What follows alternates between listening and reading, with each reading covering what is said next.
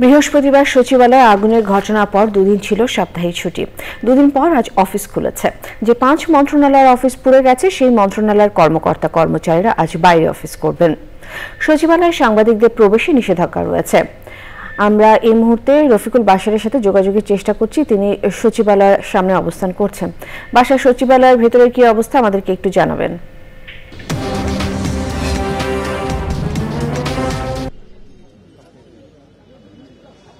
ধন্যবাদ রিদিতা। আপনি যেমনটি বলছিলেন যে আজকে কিন্তু সচিবালয়ে কোনো বাইরের দর্শনার্থী ঢুকতে দেওয়া হয়নি। এছাড়া সচিবালয়ের বাইরে যারা কর্মকর্তা আছেন, যাদেরকে সচিবালয়ে ঢোকার পাস আছে, তাদেরকেও যেতে দেওয়া হয়নি।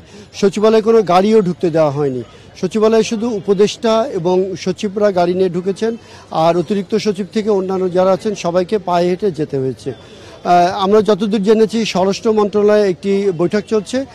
সেই বৈঠকের পরে সাংবাদিকদের সাথে স্বরাষ্ট্র উপদেষ্টা কিংবা অন্য কেউ আমাদের সাথে কথা বলতে পারেন বলে আমরা জানতে পেরেছি। আপনি যেমনটি বলছিলেন যে কালকে থেকে কিন্তু সচিবালয়ের পরশুদিন আপনার সচিবালয়ে ঢুকতে দেওয়ার সাংবাদিকদের আপাতত নিষেধাজ্ঞা জারি করে রাখা হয়েছে, যে সাংবাদিকরা সচিবালয়ে যেতে পারছে না। সচিবালয় যারা প্রত্যেকদিন কাভার করে, আমরা কিন্তু সবাই এই সচিবালয়ের মূল ফটকের সামনে এখানে রাস্তায় দাঁড়িয়ে আছি। আমরা যদি একটু কথা বলি, আপনারা যারা দেখছেন আমরা কিন্তু সবাই সাংবাদিক এখানে যারা নিয়মিত কাভার করে। আমরা যদি একটু কথা বলি, আপনারা এখানে কেন দাঁড়িয়ে আছেন? আমরা দাঁড়িয়েছি, আপনারা জানেন যে এখানে একটা আগুন লাগার ঘটনা ঘটছিল সচিবালয়ে।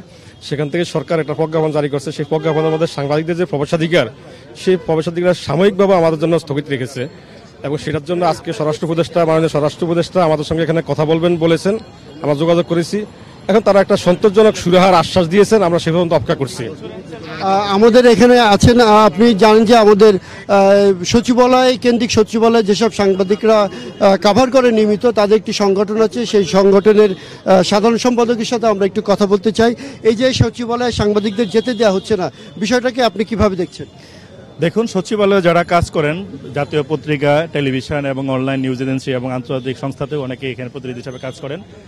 এটি একটি প্রফেশনাল সাংবাদিকরা এখানে এসে থাকেন। তো আমরা আসলে 2 দিন আগে হঠাৎ করে জানতে পারলাম যেটা হচ্ছে আগুনকে কেন্দ্র করে সাময়িকভাবে প্রবেশাধিকার বন্ধ করে দেওয়া হয়েছে। তার প্রেক্ষিতে আমাদের সংগঠনের পক্ষ থেকে আমরা সকল নেতৃবৃন্দ এবং সদস্য যারা এখানে বিট করেন তাদেরকে নিয়ে আমরা স্বরাষ্ট্রমন্ত্রী মহোদয়ের অ্যাডভাইসের সাথে একটি মিটিং করার জন্য আমরা রিকোয়েস্ট করেছিলাম, যে আসলে কি জন্য সেটা বন্ধ করা হলো জানতে চাওয়া হয়েছিল। তারই প্রেক্ষিতে আজকে আমরা এখানে এসেছি। স্বরাষ্ট্র অ্যাডভাইজারের সাথে আমরা আজকে মিটিং করব, যদি উনি সময় দেন। মিটিং করার পর আমরা পরবর্তী আমাদের অবস্থানে জানাবো।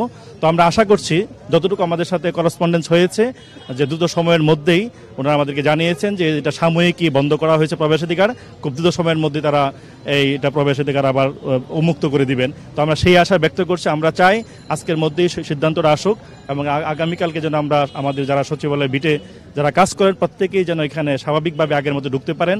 আমরা জানি যে এই সরকার একজন গণমাধ্যম সরকার যদি হয়ে থাকে তাহলে নিশ্চয়ই আমাদেরকে প্রবেশাধিকারে কোনো বাধা সৃষ্টি করবেন না, এবং আমরা সবাই উন্মুক্তভাবে সেখানে যেতে পারবো। এবং আমি আশা করি এই আগুনের ঘটনায় যদি সাংবাদিকদের প্রবেশাধিকার অ্যাক্সেস থাকে, তাহলে সঠিক তদন্ত এবং সঠিক নিউজ আসবে, এবং সঠিকভাবে সেটা মানুষ জানতে পারবে। ধন্যবাদ আপনাকে।